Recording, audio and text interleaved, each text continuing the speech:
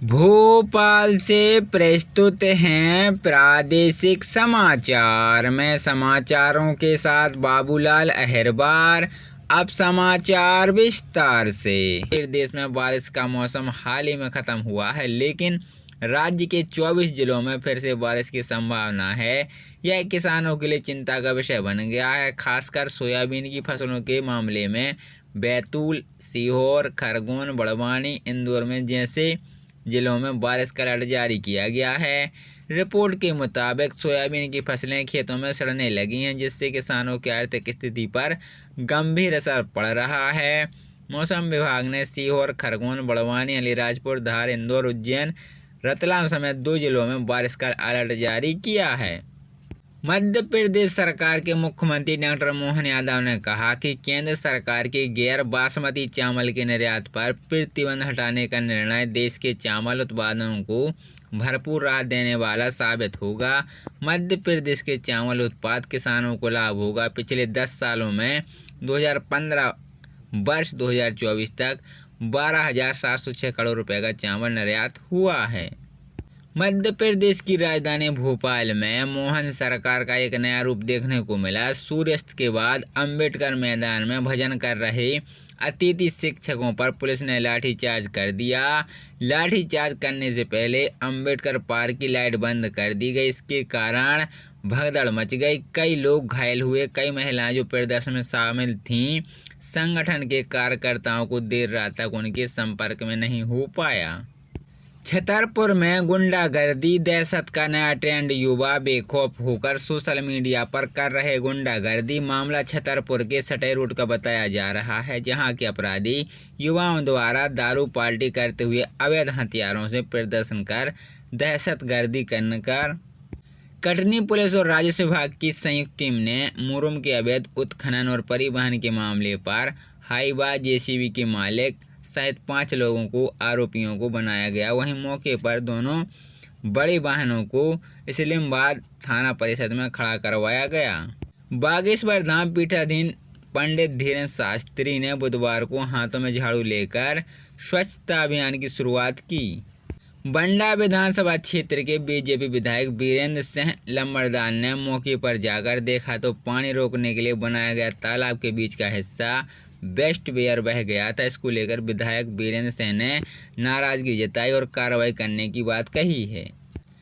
मजदूरी के पैसे मांगने गई महिला से दुष्कर्म का प्रयास, पुलिस ने किया मामला दर्ज। मध्य प्रदेश के सागर जिले में एक महिला से दुष्कर्म का प्रयास करने का मामला सामने आया है। बताया जा रहा है कि महिला मजदूर के पैसे मांगने गई थी।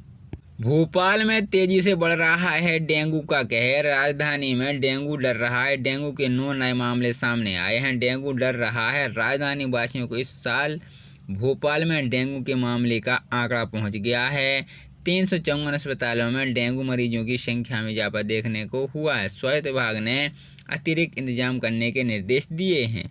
एक बार फिर खुली दवाएं और बादलों की पोल। बालाघाट एक बार फिर खुली दवाएं और बादलों की पोल। सड़क नहीं होने के चलते गांव तक नहीं पहुंच सकी एम्बुलेंस। प्लास्टिक की कुर्सी पर बैठकर गर्भवती महिला को लाया गया एम्बुलेंस तक। महाकाल मंदिर में बम से उड़ाने की सूचना पर कलेक्टर पर एसपी का बयान। महाकाल मंदिर को बम से उड़ाने की सूचना पर कलेक्टर व एसपी का बयान। कलेक्टर नीरज कुमार सिंह ने एसपी प्रदीप शर्मा से इस मामले में कहा कि उज्जैन पुलिस का प्रशासन को अब तक इस तरह की कोई सूचना नहीं मिली है। नीमच मनसा बदमाता रोड स्थित जवासा चौराहे के समीप एक दुकान में लगी भीषण आग। मध्य प्रदेश में बेटियों की सुरक्षा के लिए सड़क पर उतरेगी कांग्रेस। जीतू पटवारी ने एमपी कांग्रेस प्रदेश अध्यक्ष ने कहा कि धोखेबाजी अगर कोई सबसे बड़ा जमघट है तो अपने जबान से पलटने वाला कोई सबसे बड़ा राजनीतिक दल है तो वो है बीजेपी। झारखंड में शिवराज सिंह चौहान के बयान पर पलटवार करते हुए उन्होंने कहा कि एमपी में मुख्यमंत्री रहते हुए उन्हें प्रदेश की जनता से वादा किया था कि वो किसानों की इनकम डबल कर देगी, कृषि को लाभ का धंधा बनाएगी। एमपी को लेकर जो वादे किए थे उसका क्या हुआ? उन्होंने कहा कि मैं शिवराज जी हर मंगल मिलने का समय मांगता हूं, मुलाकात होने पर सभी के जवाब मांगूंगा। मध्य प्रदेश में बच्चियों के साथ हो रहे अपराधों को लेकर कांग्रेस अब उनकी सुरक्षा के लिए सड़क पर उतरेगी। कांग्रेस प्रदेश अध्यक्ष जीतू पटवारी ने कहा कि सरकार अब बेटियों की सुरक्षा की उम्मीद करना बेईमानी है। वह सोयाबीन के दामों को लेकर किसानों को भी कांग्रेस की लड़ाई जारी रहेगी। कांग्रेस विधायक से बोले सीएम डॉक्टर मोहन यादव, अपनी विधानसभा का 5 साल का बजट डॉक्यूमेंट दे सरकार मदद करेंगी।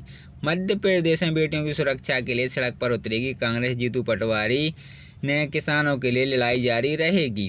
कमलनाथ ने बीजेपी सरकार पर लगाए मध्य प्रदेश को कर्ज के दलदल में डुबाने का आरोप। भ्रष्टाचार के मुद्दे पर भाजपा को घेरा। बीजेपी पार्षद की पिटाई के मामले में 3 महिलाओं समेत 4 केस दर्ज। पार्षद ने कहा, मुझे और मेरे परिवार को जान का खतरा। संविदा स्वास्थ्य कर्मचारियों ने सरकार को दी विरोध प्रदर्शन की चेतावनी। मांग पूरी न होने पर करेंगे जल्द सत्याग्रह। पुलिस आरक्षण भर्ती के फिजिकल फिटनेस टेस्ट की तारीखों में बदलाव। जाने कब से कितने महीने में परीक्षा। बीजेपी सदस्य अभियान की सफलता पर सीएम डॉक्टर मोहन यादव ने जताई खुशी। दूसरे चरण के लिए कही बड़ी बात। निमाड़ी अंचल की पारंपरिक लोकल गीत संगीत हास्य व्यंग का मिला जुला संगम। सागर रीजन इंडस्ट्रियल कॉन्वेंट में आए 23,000 करोड़ के रुपए के निवेश को प्रस्ताव को सीएम मोहन यादव ने किया स्वीकार। मध्य प्रदेश में राज्य से आईएफएस अधिकारियों के तबादलों के लिए पदस्थ आदेश जारी हुए। 10वीं 12वीं बोर्ड परीक्षा 2025 रजिस्ट्रेशन के लिए 2 दिन बाकी। सीबीएसई ने जारी किया अहम नोटिस। स्कूलों को दी सलाह। झारखंड में हुआ रेल विस्फोट, नक्सली हमले की आशंका, जांच जारी। इस नवरात्रि दिल्ली में स्थित 6 मंदिरों में करेंगी मां दर्शन, मिलेगा खास आशीर्वाद। तो मध्य प्रदेश के 7 लाख से ज्यादा सरकारी कर्मचारी को महंगाई भत्ते को लेकर बड़ा अपडेट सामने आया है। कर्मचारियों को मोहन सरकार की तरह से दीपावली से पहले बड़ा तोहफा मिल सकता है। इसका लाभ पेंशनरों को भी मिलेगा। आपको बता दें कि प्रदेश सरकार कर्मचारियों को डीए बढ़ाने की तैयारी में है। महंगाई भत्ता 46 से बढ़ाकर 64% तक किया जा सकता है। ये घोषणा दीपावली के समय हो सकती है। कर्मचारियों को होगा इतना फायदा। प्रदेश सरकार ने सरकारी कर्मचारी को महंगाई भत्ते को लेकर बजट की तैयारी शुरू कर दी है। इस बार Madhya Pradesh budget zero wasting budget process के आधार पर तैयार किया जा रहा है। इसे लेकर वित्त विभाग से सभी विभागों ने प्रस्ताव की मांग शुरू कर दी है। वित्त विभाग ने निर्देश दिए हुए हैं कि यदि कर्मचारियों को महंगाई भत्ता बढ़ाया जाता है तो आने वाले समय में कर्मचारियों को महंगाई भत्ते में 18% तक का फायदा होगा।